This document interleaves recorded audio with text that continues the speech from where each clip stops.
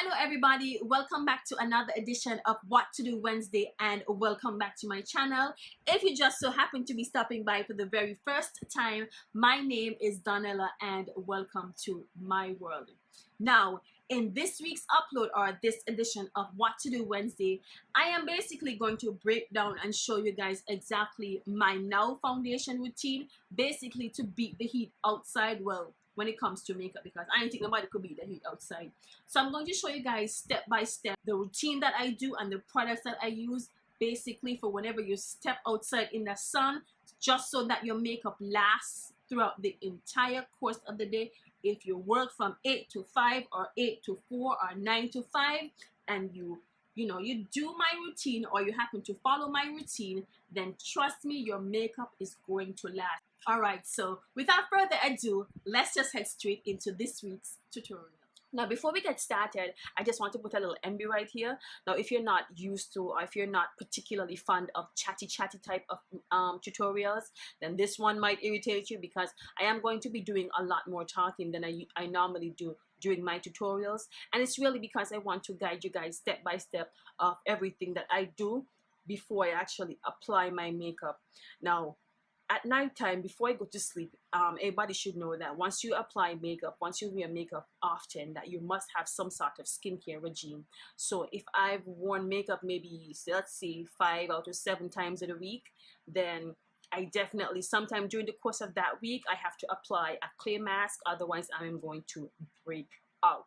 Because especially during these hotter months, when I tend to sweat a lot more, every time I sweat a lot more, then breakout appears. So I would apply a clear mask at night, maybe once or twice during the course of the week. It depends on how my skin looks. Now, I don't necessarily follow the traditional or you must do this once or twice a week or whatever. I do it according to how my skin looks or feels. So sometimes I do it once a week, sometimes I do it twice a week, sometimes I do it once every 2 weeks. It just depends on how my skin looks or feels.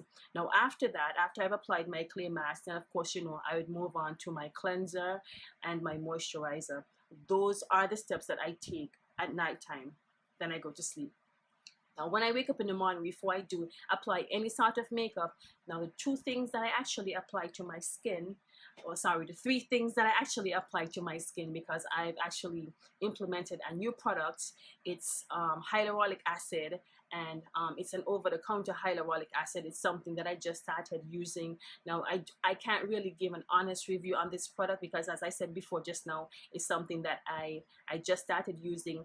And hyaluronic acid is basically a product that helps to balance your skin's excess oil. It just basically helps your skin not to overproduce those oils that you would normally see, especially for somebody who has oily skin like I do.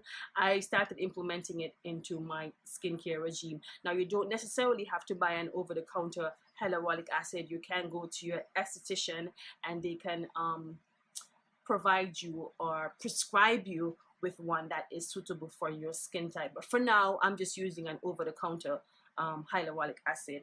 And after that, I would just basically run over my face with my micellar cleansing water, and then with my, what is this called? My toner. And this one is actually from Pixie Beauty. These are basically the only 2 things, well, with the exception of the hyaluronic acid.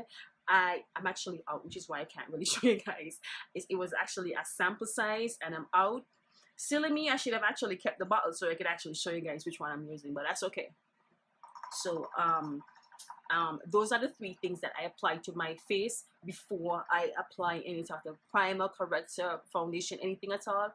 That is my skin prep. Now, one of the reasons why I actually split it up, because I find whenever I try to pack too many things on my face before I apply my makeup, it's almost like my skin is overly producing oil. So it's like my skin is it's almost like it's trying to breathe. So then I find that I would look excessively oily before I can actually sit and apply my makeup. So whenever I start applying the makeup, by then my skin is all greasy and everything is slipping and sliding all over the place. So I find whenever I sort of break it up, that works for me, and that actually helps my makeup to last throughout the course of the day. Now, I'm not necessarily saying that you should do this, but This tutorial is all about what actually works for me. So if you want to go ahead and do something and do this same regime that I'm speaking about right now, then you can go ahead and do that.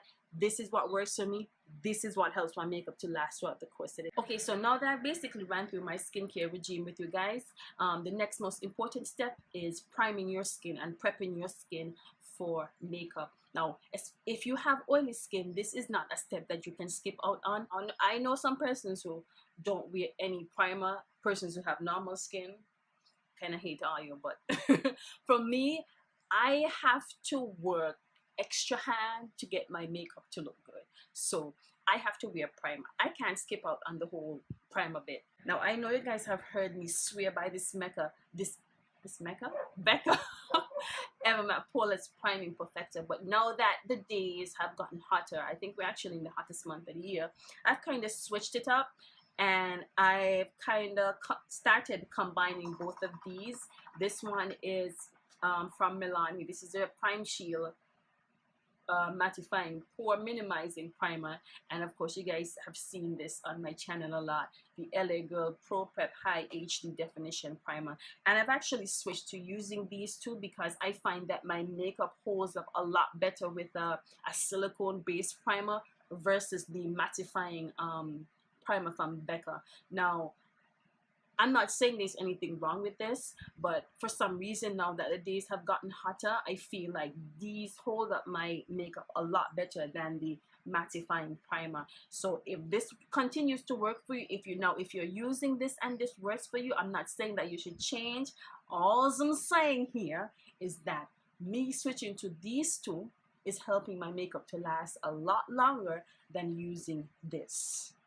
Comprende?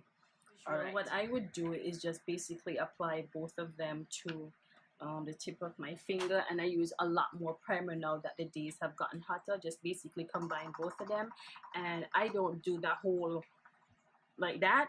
I actually tap the primers into my skin, especially around my upper lip area where I tend to sweat a lot more, and actually in my T-zone, especially here just above my eyebrows, I tend to sweat a lot in that area as well. And I tend to basically pat the primer into my skin versus just like rubbing it in. I find that it holds up my makeup a lot better whenever I kind of just like press it into my skin and just have that layer on top like that.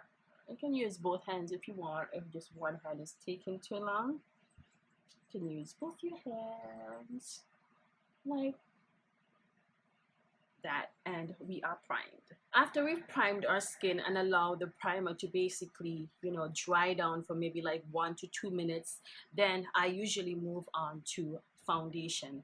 Now, as you guys can imagine, the days have gotten hotter, so some persons would stick to their regular foundation, but for me, I tend to use less foundation and more powders during this time because I find that I tend to sweat a lot more. And then sometimes, when you have oily skin, you start to break out and all kind of thing, your skin just basically go crazy. So what I would do, what works for me is that I would apply less foundation and more powder. That works for me during these hotter months. A lot more powders because I have oily skin, and that's going to help to set and keep my makeup in place for however long I want it to last throughout the course of the day, as I usually say. And I'm sure you guys have heard me talk about this LC foundation in some tutorials ago, and it's actually my favorite foundation, but I'm sure just looking at it, y'all can tell it's absolutely not my shade right now. So I have to rest this baby down for a bit until all of this clears up. So one of the foundations that I find that I've been reaching for a lot more, like since early July, is this one from MAC. And I did a review on this. It's a MAC Next to Nothing face color, and I actually started reaching for this for 2 reasons. Number one, because it actually matches my skin, like it just matches my skin to a T. And number two, because it's actually a face color, and it kind of falls somewhere between the BB cream formula type, so it's not heavy and it's not cakey, and it actually has a bit of moisture in it, so it doesn't, I don't have, my face doesn't look overly matte and dry and all that, you know. My skin still has a bit of moisture on it, which is kind of what I like. I don't like that whole caked up look during these hotter months because it's gonna cause me to break out, and overall I don't really like the cakey look. So I've switched to this, and this actually works for me, and I'm just going to show you guys exactly how I apply it now that I'm using it. Because I kind of rest this down. I think I actually only used this maybe 2 or 3 times after my review, and that was it for me with this. So I'm going to use about 3 pumps on my hand, which I just applied. Put you back there, and then I'm going to take my Real Technique brush. Now the technique here is basically to press the product into your skin. Now I know some persons are used to the whole circular motion whenever you're applying makeup, but I find whenever you actually press the product into your skin versus wiping it, you literally press it into the areas, I find that the makeup holds up a lot longer whenever I do this technique versus doing this. I feel like I'm just moving the product around. So whenever I press it into my skin, I actually find that my makeup holds up a lot longer during the course of the day. So I'm just going to press this into my skin. You can literally see me pressing it because the brush is going like this. I feel like I'm actually hitting myself really hard, boy. Now, I don't do any sort of color correction during these time either, because I feel like I'm comfortable enough to kind of allow my little skin imperfections to show through my makeup, because it shows that, you know, I don't really have a ton of makeup on my face and my skin is still breathing. So I don't have a problem with a little bit of, you know, my scarring showing. I'm okay with that. Everybody's gonna be okay with this light / medium coverage type of makeup look, but I'm comfortable with this, and I'm sure persons who actually like this type of coverage is comfortable with this. So if you're not too keen on the whole medium / light coverage type of makeup look, then you can still continue to use your full coverage makeup during these hotter months, but the technique is really pressing it into your skin versus wiping it, so the product basically lays in, or it soaks in on your skin, and it lasts a lot longer. Next, we're going to move on to highlight, applying your concealer. Now you guys would normally see me use my beauty blender whenever I do, you know, my highlight, but for some reason I've actually been loving this concealer brush, my Sigma brush from the, where is that box? This is actually from the Sigma Baking and Strobing brush sets, and I've actually been loving this for some, I don't know, like Sigma got some kind of what be going on, I don't know, but something about the brushes that just blend out everything perfectly. And I actually pump it on the back of my hand first, because I find whenever I kind of apply it to my face first, I kind of get carried away and too much comes out.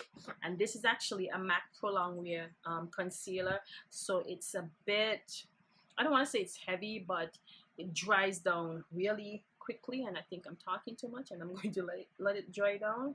And I just do the same technique as I do when I applied my foundation, and I press it into my skin with my Sigma concealer brush. Now, I don't go too bright on my concealer whenever I'm doing daytime makeup, because I just find it's a bit too much. So I tend to reach for something that's a bit closer to my skin or my actual skin tone whenever I'm doing my highlight for daytime.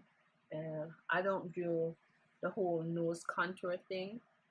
I just apply it underneath my eye, I run it along my nose, and then my forehead and my chin. Those are the areas where I highlight. I don't want to, you know, put too much product on my skin, so these are just the areas where I highlight. Right here on my big 5 head, run it along my nose, underneath my eyes, and then a bit here on my chin. Yeah, I find this brush actually helps to blend out my highlight a lot quicker. Absolutely love this brush. Now, let's talk about the excess upper lip sweat that a lot of us tend to get now. I find that putting a lot less product right in this area actually helps. Now, you are going to see some sweat. I have to reiterate this. You're going to see some sweat. You can't stop yourself from sweating, but the most important thing is that you actually put a lot less product in, because I find whenever you try to cake too much stuff on here, that's when, you know, things just start to look like a complete catastrophe. So I actually go down in light strokes and I go in the downward motion, because I find that because I have some small upper lip here, or mustache, whatever you want to call it, whenever I go in like maybe in a different direction, then, you know, they tend to show, and then it look a little crazy, especially whenever I apply my powder to set everything in place. They tend to look a little crazy. So I've actually started like doing this motion, and if I feel like I need a bit more coverage, then I would apply just a small bit more of concealer, not too much to make it look heavy and cakey, because when you apply your powder, that is exactly what's going to happen. So next I'm going to move on to setting my highlight using my Laura Mercier translucent loose powder in medium deep, and I'm also going to be setting my highlight using my Sigma big kabuki brush. Now you guys would normally see me set my my highlight with either a beauty wedge or my beauty blender, but as I said before, for some reason I've really been loving these brushes. Like, they work wonders. Sigma know what they're doing. Sigma know what they're doing, and they got my attention. So as I said before, the trick is really to press the product into your skin, especially if you want it to last throughout the course of the day. Just barely resting it on top of your skin for you to bake isn't going to work in this case, especially if you have oily skin. So using whatever tool that you have, whether it's a beauty wedge or beauty blender, and just basically pressing the product into your skin, is going to, your makeup is going to hold up a lot longer. Actually, think I had, like, this brush takes up a lot. Sometimes I can actually apply whatever is on the brush on both sides of my face, and I'm good to go. Okay, so for bronzing, I'm going to be using my usual rust color from my Melt Stacks, and I'm actually going to go in with my Sigma concealer brush once again. Now I use this brush for both concealer and bronzing, because you guys can see exactly what I mean. This brush just works some serious wonder. Now, if you guys have seen me done this before, I like to start off using a very light hand so I can see where I'm placing the contour right here, and then after I just use this brush just to basically line out the area where I want to bronze. That's exactly why I use this brush. And I'm going to go on the other side and do the same thing, and then just make sure that these two meet in the middle, and just go around the circular motions. Now, one of the reasons why you have to go around the circular motions is because you don't want to have that hashed line that you see most persons with. Like, some, you know, when you see some persons wearing makeup, you could always tell the difference between their hairline and where the makeup start. You don't want that. So you go around the circular motions right up here by your 5 head if you have a 5 head like me, and you continue doing that, you know, just to blend out your contour or your bronzer, so it doesn't have that hash line. Now I only use this to apply the bronzer, and then I move on to using a fluffy brush, and the fluffy brush is just going to help blend out the bronzer slash contour a lot better than that small brush would do. Using a fluffy brush definitely helps to blend your contour out a lot better. So I'm just going to go around. Now this procedure actually takes some time. This is almost like when you're applying eyeshadow, you have to take some time out to blend. Blending is your friend. Blending is what's going to determine the difference between leaving those hash lines on your face or making sure that everything is set into place. So you have to blend, and you have to be comfortable with blending for a long period of time, a long periodical time. Yes. Now, after I've completed that step, I would then go in with my MAC Studio Fix pressed powder. This one is in the shade NW48, I think. yeah, NW48. Now I would just gently go over the areas where I applied my translucent powder, just just to make sure there are no excess powder hanging around. And then afterwards I would just gently press it into my skin around my mouth area. Now I don't really put too much product in this area, as I said before, because I have that upper lip sweat, and I find whenever I put too much powder or foundation or concealer in this area, then it would just look cakey. So I tend to just lightly brush it on, and then on the other areas of my face I just press the powder in. That is basically it for my foundation routine. This is the routine that I do now that the days have gotten hotter, and this actually allows my makeup to stay in place for somewhere between 8 to 10 hours. Alright, so if you happen to have appreciated this video, please be sure to give it a big thumbs up on your way out. And if you have not already subscribed to my channel, you are missing out on uploads like this. Please be sure to click the subscribe button on your way out. Until my next edition of What to Do Wednesday, I'll talk to you guys real soon. As always, bye bye.